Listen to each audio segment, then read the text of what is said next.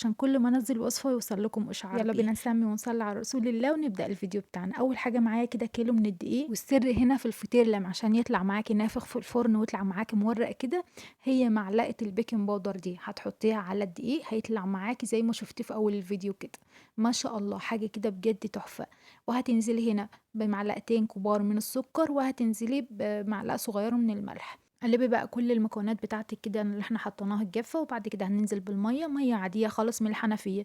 هننزل هنا بثلاث كوبايات، حاطين هنا انا حطيت الاول كوبايتين ونص من المية، وبعد كده نزلت ببقية المية بتاعتي. بنزل هنا بالمية شوية بشوية، ليه؟ عشان خاطر ما زودش معايا المية وافضل بعد كده ازود معايا الدقيق تاني. انتي تنزلي بالمية بتاعتك شوية بشوية. نوع الدقيق اللي انا مستخدماه هنا مستخدمة دقيق متعدد الاستخدامات. بس أهم حاجة الدقيق بتاعِك لازم يكون في عرق، عشان خاطر الفطيرة بتاعتِك تتفرد معاكِ وما تتقطّعش معاكِ وأنتِ بتفرديها، تمام كده؟ وهتعجني، يعني عايزاكِ بقى تعجني كويس. الفطير بيحتاج معاكِ عجن كويس عشان يطلع معاكِ الفطيرة في الآخر وأنتِ بتفرديها ما تتقطّعش معاكِ، لازم تعجنيه كويس. بياخد معاكِ شوية عجن كده كويسين. هتفضلي بقى لمّا تلاقي الدقيق لسه كده ما اختفاش وبقى عجينة كورة معاكِ كده طرية، بتحطي المَيّة معاكِ. يعني أنا حطيت كده تقريبًا 3 كوبايات ونُص من المَيّة، أو على حسب نوع الدقيق بقى اللي هيحتاج معاكِ المَيّة هتزوّدي، يعني زي ما قُلت لِك كده تزوّدي حبّة بحبّة.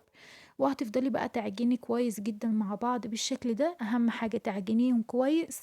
العجينة لازم تبقى معاكِ كده طرية، الملمس بتاعها يبقى ناعم بالشكل ده عشان تطلّع معاكِ النتيجة حلوة في الآخر، والفطيرة تبقى معاكِ مورقة وحلوة.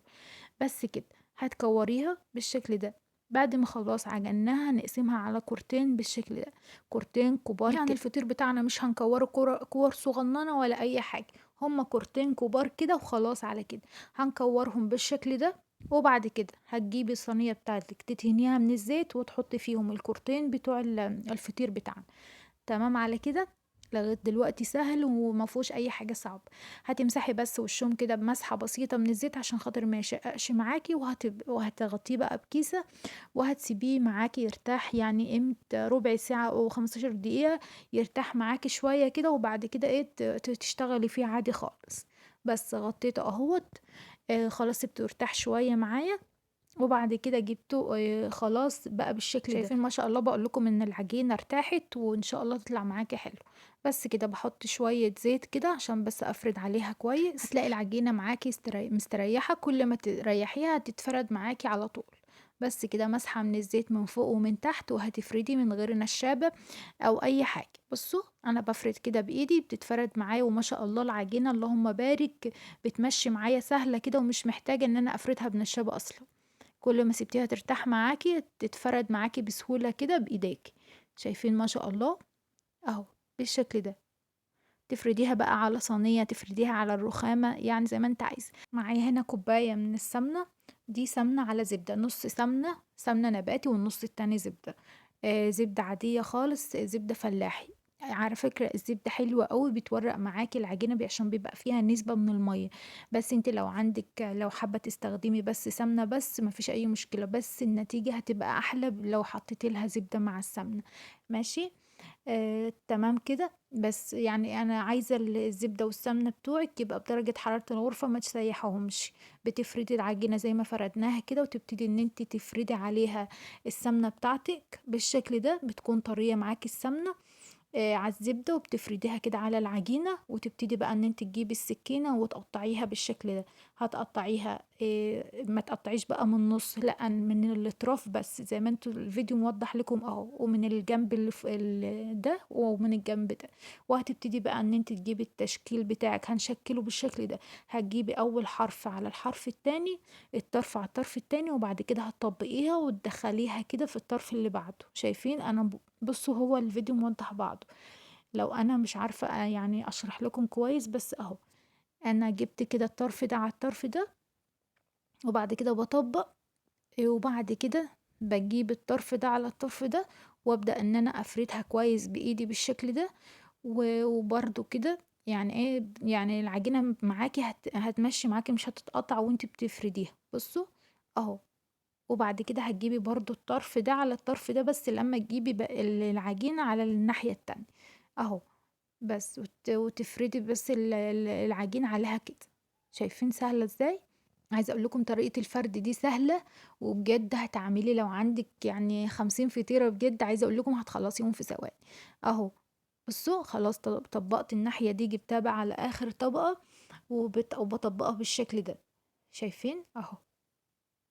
خلاص بتغطيها بقى بالشكل ده وبس كده.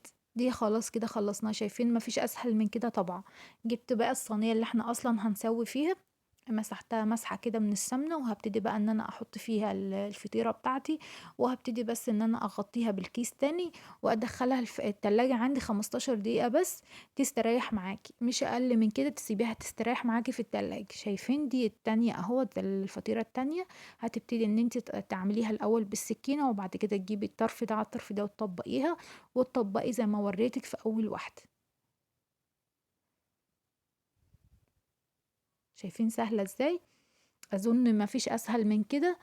يعني تطبيق فطير، لا هتورقي ولا هتفردي واحدة بواحدة، ولا وجع دماغ من الفرد الفطير ده اللي انتوا بتستصعبوه. شايفين مفيش اسهل من كده. بس كده. وهتبتدي برضو ان انت تغطيها وتسيبيها عندك ربع ساعة وتطلعيها. اهم حاجة بس ان انت ايه، تفردي عليها الطبقة الاخيرة كويس كده، وتسيبيها بقى تستريح شوية، وبعد كده ايه تطلعيه، بس سيبيها تستريح عندك في التلاجة عشان السمنة تمسك في العجين بتاعك ما تكونش سايحة. هتبتدي بقى ان انت تجيبيها تاني وتقلبيها بقى على الظهر بتاعها. هتقلبيها على ظهرها مش على وشها. وهتبتدي ان انت تجيبي بس معلقة من السمنة كده او نص معلقة من السمنة، وتفردي كويس كده العجينة تاني بتاعتك، الفطيرة بتاعتك كده هتفرديها كده. وبعد كده هنطبقها على بعضها عشان نديها شكل الكورة، عشان تبقى مدورة معاكي. بس كده هتجيبيها على بعضها بالشكل ده. شايفين سهلة ازاي؟ وهتكوريها كده. بس كورناها اهوت، وبعد كده هنحطها تاني في الصينية بتاعتها اللي احنا هنخبز فيها، وهتسيبيها برضو 15 دقيقة عندك. وبعد 15 دقيقة هنطلعها بقى وتبقى دي خلاص. بعدها هنفردها ونسويها على طول. اهم حاجة تكوني مشغلة الفرن بتاعك على اعلى درجة. بس بجيب كده معلقة من السمنة تاني وبفرد بيها كده.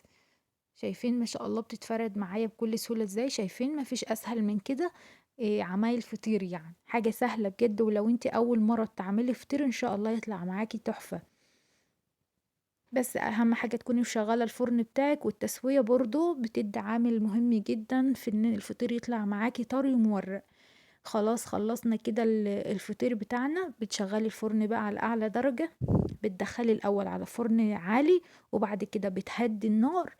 لو الفرن بتاعك حامي بتهدي النار، وما شاء الله بيتنفخ معاكي بالشكل ده، يدي معاكي اللون الذهبي التحفة ده. شايفين ما شاء الله عامل زي البالونة كده. تحفة.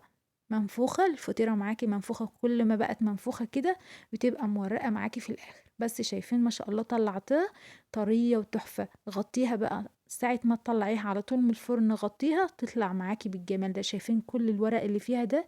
كل ده طبقات وورق ما شاء الله مورقة كده. وعايزة اقول لكم ان هي اصلا ريحتها تحفة بجد، احلى من بره مليون مرة. شايفين ما شاء الله واخدة اللون الذهبي. اهم حاجة بعد ما تخلص طلعتيها من الفرن غطيها عشان تبقى معاكي تحفة كده. تطلع معاكي طرية ومش ناشفة، ويطلع معاكي الفطير مش معضم كده زي ما انتوا بتشتكوا ان الفطير معاكي بيبقى معضم ومش طري. التسوية بيبقى مهمة جدا عشان تطلع معاكي الفطيرة بالطراوة واخدة اللون الذهبي من فوق ومن تحت، وبتبقى بالحلاوة دي. شايفين ما شاء الله تبارك الله. عايزة اقول لكم ان هي ريحتها بجد تحفة. جربوها بطريقة الفرد دي ان شاء الله تعجبكم. عايزة اقول لك التسوية زي ما قلت لك كده، علي الفرن وبعد كده هدي عليها النار عشان تطلع معاكي كده.